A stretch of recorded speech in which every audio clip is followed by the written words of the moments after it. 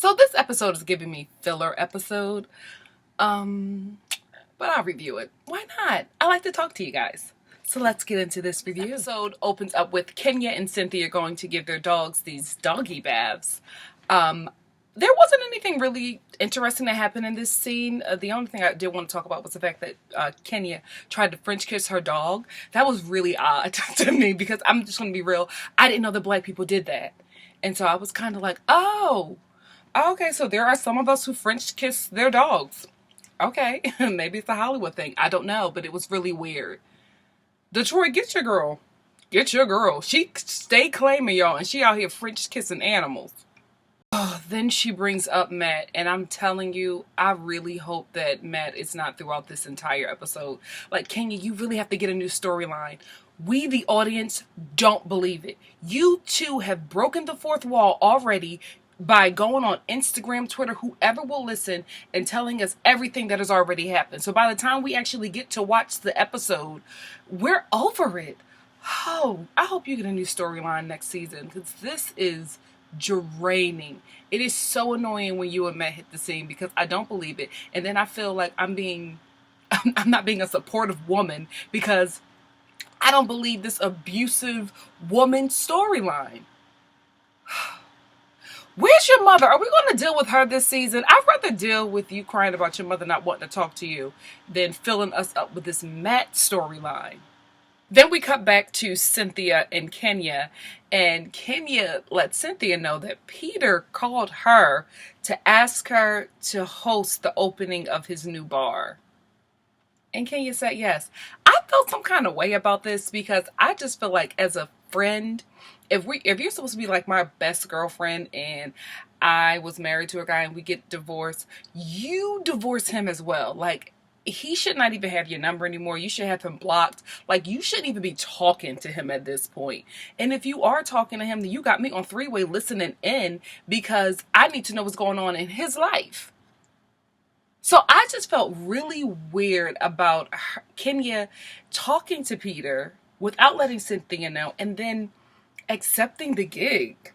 But then again, I'm like, I can't come at nobody's coins because if that's that's a job opportunity, you take the job opportunity. But I'm just like, I would probably feel some sort of way if my girlfriend is just like, oh, your ex-husband wants me to go work at his event that he's doing. And I'll be like, okay, well, if you go, then our friendship goes. Then we head on over to Candy and Todd's home. And Todd is picking up some outfits because he's going to Peter's bar one, or was it bar one? Club one. It's always a one. What is up with the one? Anyway, Club one's opening. He's going there, so he's picking out a suit. I'm going to be really honest with you. I'm not making fun of anybody. I just, when we saw the scene with the suits, I thought that was for the little boy, little Todd. I didn't know that those suits were for Todd. Is it me? Like, didn't they just seem very small? Maybe it was the angle, but I was just like, what size is Todd? Because that looked like he was wearing toddler suits. They looked really medium. Like it was giving me Buster Brown Easter Sunday 7-year-old. If I'm making any sense. Candy brings up to Todd the dinner that she had with Sheree and Porsha, or you know what, not even a dinner. First of all, it was a light brunch, but all Candy got was possibly a water. And she's telling him about the conversation that was happening. And you know, I've never been married, right? So I don't know if this is normal for marriage, but I'm telling you, for me, I would never want to sit down with my husband and tell him all the issues that I'm having with my girlfriends. I would probably feel some sort of way if he wants to be a listening ear to one of the many issues I have going on with my group of girlfriends. Listen, women, we fall in and out. That's just how it is. But we love each other. We're girlfriends. We'll get back together or whatever. And I just would not want my man in that. And I wouldn't want him listening. If anything, I would want him giving advice that I really don't want. I just want to be like, oh, I didn't want you to say anything. I just wanted you to listen. And then you want him to be like, well, do you just want me to sit here and listen and not give you no advice, babe? What you doing is wrong. Maybe a situation like that. But I wouldn't want him chiming in. It's like, what did she say? Oh, no, she didn't. You know she's sleeping with him too. That doesn't feel comfortable, and that is not attractive. So maybe that's why I can't stand, not saying I can't stand Todd, but I can't stand how he just sits there. He's like, really, Candy? What'd she say? Oh, girl. Like, Todd, no. Act annoyed.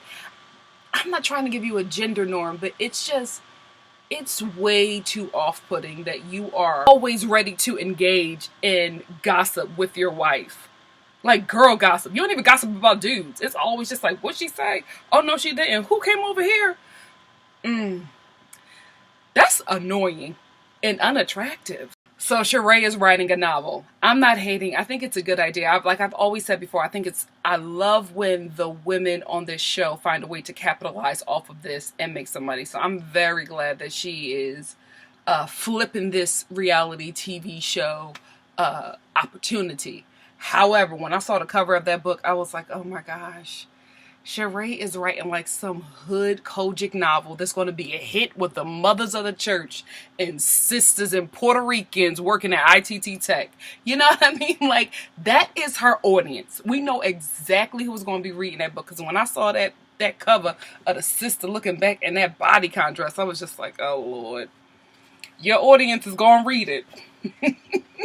They love a hood book. Cut to Candy, who is hosting an event for Bedroom Candy. Regardless of how I feel about Candy's attitude this season, she is still a very smart businesswoman. I'm telling you, Candy will flip a check. She is not the type of sister that buries her coins. Listen, the money that she is given, she flips it 3 times over. So I always give her props and accolades. She has found a niche and she is working it. However, you Bravo editors are shady. I call y'all out every time because y'all trying to pull this lesbian storyline with Candy, so you make sure to strategically put that scene in of her looking at that same sex toy, and the lady was talking about how you can please your lesbian lover and try to get a reaction out of Candy. Y'all are so messy and so smart. So there's a part that I left out.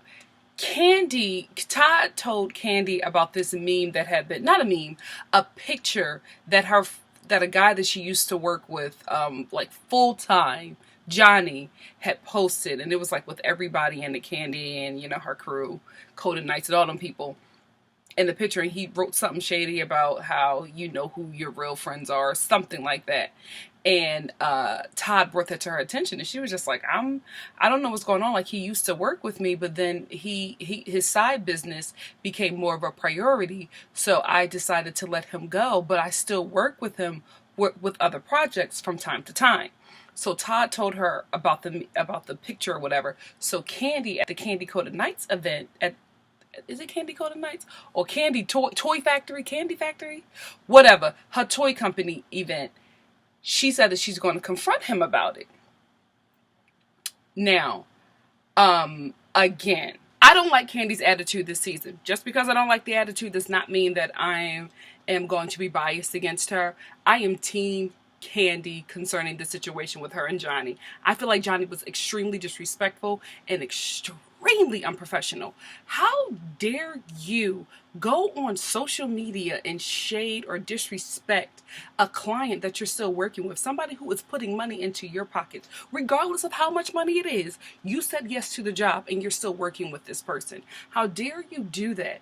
Then when you get confronted, you're just like, well, I didn't like the fact that you didn't come to me and fire me yourself. She don't have to. That's what a boss does. You hire people to do these other jobs for you. She cannot do everything. And you guys don't even have this friendship really, or at least we, the viewer, haven't seen it, for you to be this all up in your feelings about being let go from a job. Listen, your side hustle became your priority.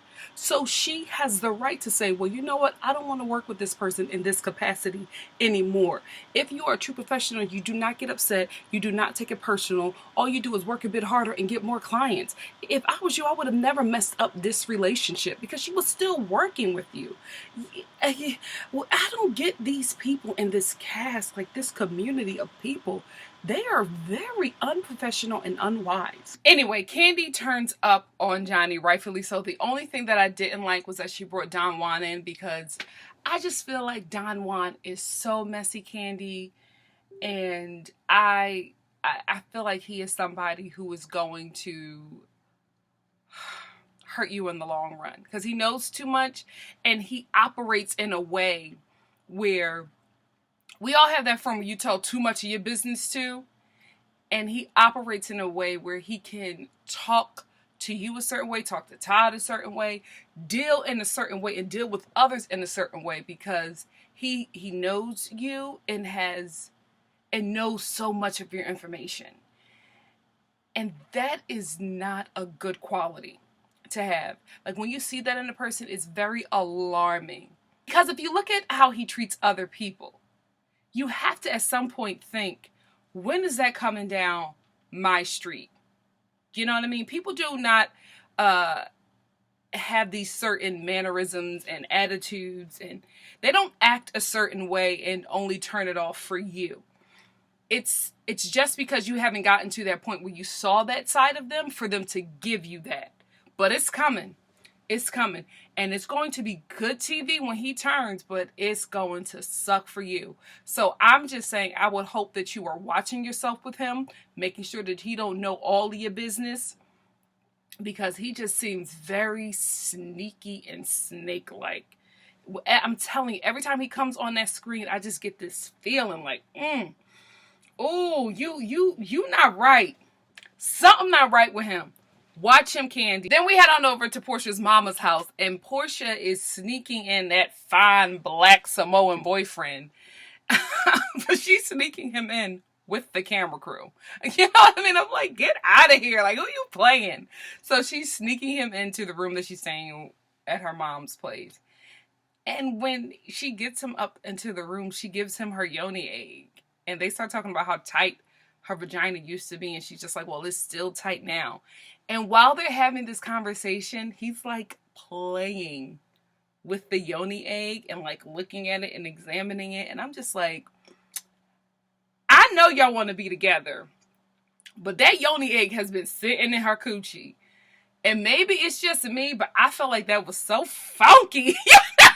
It's just like, ew, put that yoni egg down. I don't care if she bleached it. It's just been sitting in that thing and she's been working out. I just felt like that was so funky. However, I think Porsha needs to stay on this show for as long as it's going because she is just so, her and this guy, I forgot his name, sorry. Her and this guy are just so adorable and dopey, and you need some comic relief and some joy in the midst of all this drama to break it up. So I hope she stays on, and I hope that her and this guy go the distance because I really like them together. He seems like the real deal. I don't think that he's putting it on for the cameras. I honestly don't think he's, I don't think he has the common sense enough to like really fake it for the cameras. If he is, he fooled me, so go ahead, boy. But I like this couple. I think they're very, very adorable. And I hope they go the distance. They're so cute together, too. So then Sheree meets up with Bob at like this parkour fitness place. And within the first 5 seconds of this workout, Bob is sweating. He looked like he about to kill himself. Sheree, who is, strong mama of the universe, she falls down. It looks like she's about to break her season bones. So they decide to like stop the workout because she gets a phone call and Bob wants to know what's going on. She tells Bob that she's writing a novel and that there's a character in the novel that's based off of him. I thought that was so not smart. Like it was, when she was telling him everything about it, I was like, Sheree, stop. Sheree, shut up. Like, why are you even telling him this? Because if he doesn't like the book or something, or the book is released, he can, take you to court over profits of that because you have already revealed to him that this is about him. So he could either say it was like a defaming of character, anything. I know that you and him are trying to repair this relationship for whatever reason, but that was not smart. Even if he asked me, if he read it and he was just like, oh, this sounds like me, I'd be like, boy, I know other men, not you. That was not wise, honey. And this is probably how you end up here with him every time. Because that tall, brown, cockeyed man that do all that sweating gets you in your feelings some way. And you take it all back. And next thing you know, he got your mind and your profits. Stay woke, sis. That messy behind Johnny takes himself down to Phaedra's office to see what his options are for suing Candy. dude, you're reaching. You're reaching. So he starts discussing his pay and all of the things that he is still owed from Candy. And, there are a lot of people who watch my reviews, and some are Team Candy and some are Team Phaedra. So you guys comment, and I get a different perspective each time. Each time there's a new comment, I'm like, oh, I never thought of it that way. And you guys are really getting me to look at the shadiness of Phaedra. I still love her, but okay, I can see what you guys are talking about. Okay, I can see it, because when Candy was just, when Phaedra was sitting there listening to Johnny, like, she just kept on coming up with these things. Ooh, they running a plantation down there. Ooh, she just kept on saying these things, and I'm like, Phaedra. This sparks up some things, and then they did a flashback to a shady comment that Phaedra made about Todd. And I was like, that cut a little deep. Because she said something about a little Todd. And I was like, oh, no. You can't talk about your best friend's husband like that. So I'm singing it, guys, okay? I see how shady Phaedra could be. I still love her. But I'm seeing it. I'm seeing it. Little Todd Tucker. I would have had a problem with you too, Phaedra, to be quite honest with you. If I know that my husband is little, then you gonna point it out on national TV and give it like a catchy name. Okay, now I can understand Candy turning up just a little bit. Just a little bit. It's still too much of a turn up for me, because I don't feel like I've seen enough, but I'm starting to understand. You gotta apologize for that little Todd Tucker. You have got to apologize. That was a low blow, man. So, although I think it would have been good TV if Phaedra took on the case of Johnny, she says that she can't do it because it's not her area of expertise. I think she didn't want to do it for two reasons, because she even said it. She was like, I don't want to be involved in that circus, which is smart. I think she didn't take it on for several reasons, because one, who wants to get involved in that mess? And I still believe that deep down inside, she still cares a lot for Candy. I also think that Johnny doesn't have a case, so she just didn't want to take it on. Like, she's already has this reputation of not winning cases, allegedly. The gossip sites, so I don't really follow them too much, but the streets is talking. So I'm guessing she didn't want to take a case, so she was going to lose, because I don't think Johnny has a case. I think that he's being petty. I think that he's allowing himself to be used for storyline, and I also think that he's an opportunist. So I think that this is something that he's fine with. He's fine with dragging this on and coming after Candy, because that is going to be his way of getting in. Because truth be told, I don't really think that this business is racking up the amount of money that he would like it to. Because I don't think that he would burn everything down with Candy like that. I don't think that he would just be so aggressive trying to get more money out of her if his business was doing so well. Sorry if you can hear these beeps. Like, my family is texting me in the middle of the day. Aren't you guys at work? So then we get this forced scene of Kenya getting dressed, and Cynthia comes over and they're getting dressed for Peter's bar. I keep wanting to say bar one. Lounge one opening. And then we get like this call or text or whatever from Matt or something he did that was disturbing. And Kenya goes over to Cynthia to try to, talk about the situation. I didn't believe anything in this. I'm telling you, it felt, college acting, freshman year, 101. It was so basic. I had so many notes that I was giving. I was just like, if you want the audience to believe, you have to stop all that, blinking and looking up, trying to find an emotion. It was just so forced to me. Anyway, Kenya is talking about how Peter wanted Matt to come. So he asked if it was okay. She says yes, invite him. Then, right before, I guess, Matt's about to get on the plane, she says, disinvite him. This is where Kenya being fundamentally manipulative comes in. Because I felt like that was manipulative. If that dude, if you know that he has an anger problem, you know that he was going to turn up if you say that he can come and then you take it back at the last minute when he's about to get on the plane to come here. Like, come on, stop poking this bear. This is why I don't believe it. I feel like, and you know what, younger people who are in relationships with older people, you have to protect yourself, and you have to realize, because you were younger, they didn't live some life and they didn't been somewhere before, so they know how the game is played, and they mess with your minds because y'all too young and unlived, really. You haven't really seen the world or matured to that level where they're at, so they know how to play you. And Matt, Kenya is playing you to bits because she knew that would set you off. She knew that you would do all that crazy texting and all that stuff that you did, and that would beef up her storyline. But Kenya, what you don't know is that the viewers know that this is garbage. We know that this is trash. We know that this is fake. No tea, no shade, Ma. You're not a convincing actress, so I know that you're like forcing the hand of this, and we're over it. I also hope to God that you leave this dude alone and stop playing with him, because, if you know certain buttons that you can push to set him off like this to this level, you're not playing with someone who is at his healthiest mentally. And you're bringing him in the forefront of like just fame and television, and you got all these people talking, and he is obviously troubled, and his issues are being made into a storyline that could possibly destroy whatever he's trying to build. So I hope that you leave this alone, because you don't know how far he could probably go with this. That's all I'm saying. Y'all play with these people on these TV shows, and for some of you guys, it's a game. It's just a show. I'm just doing a job. I'm just collecting a check. But then there are some people who this is real life for them, and I already know that he got a little fuse, because the way he goes off on Twitter and Instagram, he writes novels on Instagram. Obviously, he's not the best mentally right now.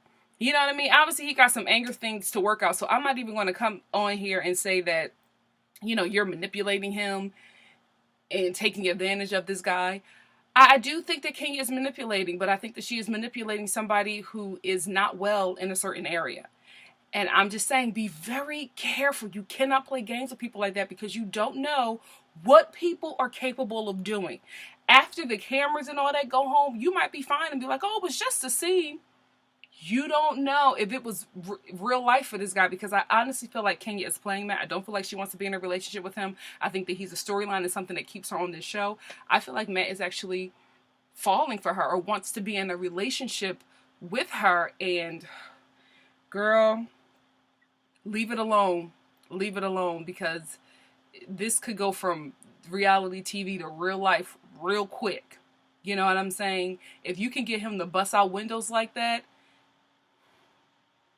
what else is he capable of doing? I wouldn't play with my life like that for a storyline. I wouldn't do it. Let it go. Although I was really troubled by this scene, there was one part that I was just like, Cynthia, you a mess. Kenya is telling Cynthia all this stuff about how she feels unsafe around that, and she's like, look at these text messages that he's sending me. And Cynthia's looking at her, and she's just like, you know what? You shouldn't go. You know what, maybe you shouldn't do it. Maybe you don't need to go. And I'm like, Cynthia, that was not like a friend trying to help out a friend. That was a friend trying to put her friend who got this job in a hotel room so that she can go up there and be the host of this event that your ex-husband is throwing, or your soon-to-be ex-husband is throwing, because you had a problem that Peter didn't ask you to host this the entire time. So you were looking for Kenya to stay at that hotel so you can walk in there and do all that hosting. Friends. Okay. Opportunist. So then we're at bar one. Lounge one, Nikki. And did you see how I said it? I was so sure. Bar one. Lounge one. So we're at lounge one. And you know what? Honestly, Peter, it looks good. It looks really good. That's a place I wouldn't mind going to. Because, I'm the talk of the town. I heard it when I said it. Anyway, it looks really, really nice. And I I was actually very proud of Peter. I was like, look at you doing the dang thing. Please don't let it get closed or foreclosed or shut down because, man, we're rooting for you. We are rooting for you, especially since you did all that crying with Noelle in the last episode. We want you to win, Peter. Pay your people, do your taxes, whatever you have to do. Don't lose Lounge 1. Please don't, because it looks really, really good. Anyway, Cynthia walks in, and Peter almost like orgasms. I mean, it was just like, oh, look at her dog. And I'm like, oh my goodness. Okay. That's how you walk in on your ex, okay? That's how you walk up to an event. A nice little bodycon dress in white looking like an angel just freshly cut from heaven. Go ahead, Cynthia. Although, I feel like you slay all the time.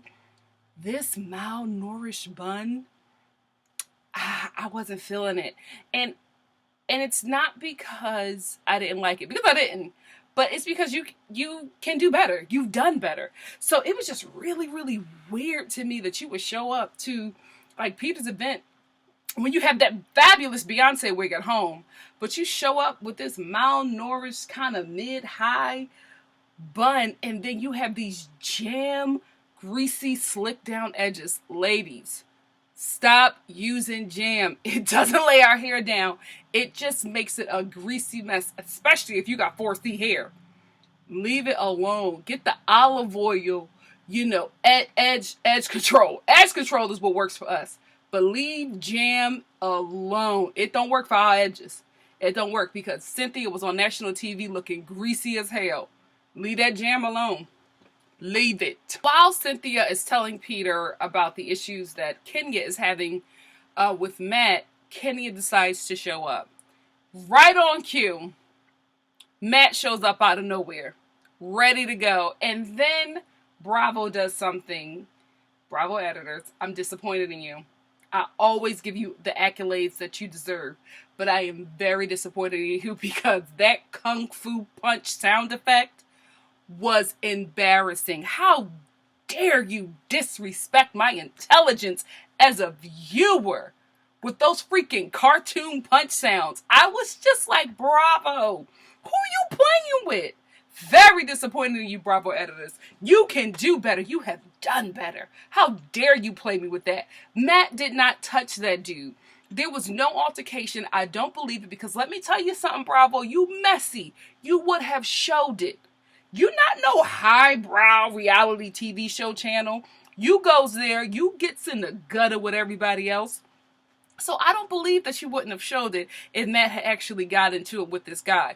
Truth be told, production called Matt and held him up and was just like, production called the people that were bringing Kenya was just like, okay, Matt is here. And as soon as she pulled up, y'all let that scene run and play for itself. Because let me tell you something, especially being a black woman from the hood, altercations, domestic violence with crazy boyfriends, it don't go like that.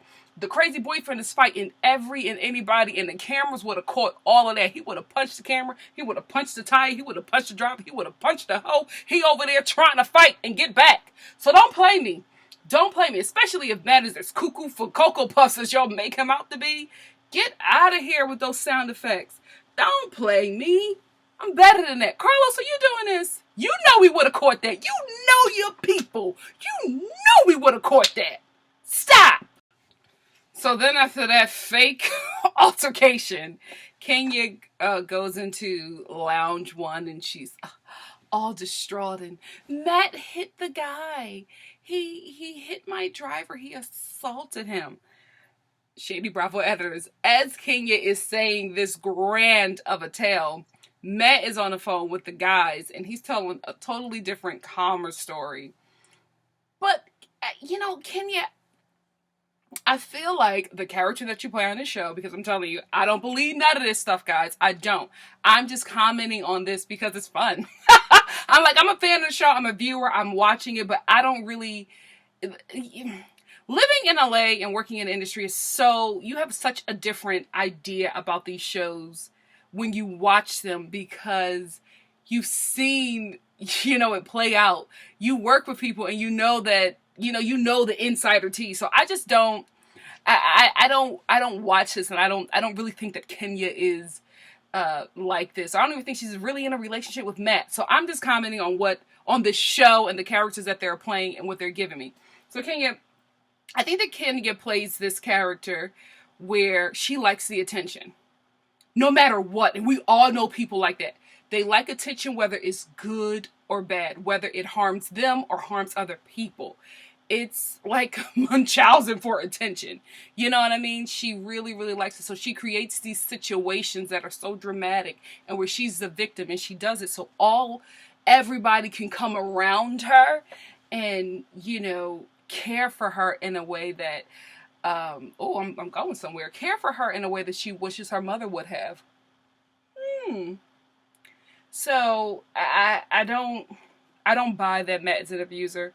I do think that he is a hothead of a younger dude being manipulated by an older woman for a reality TV show check.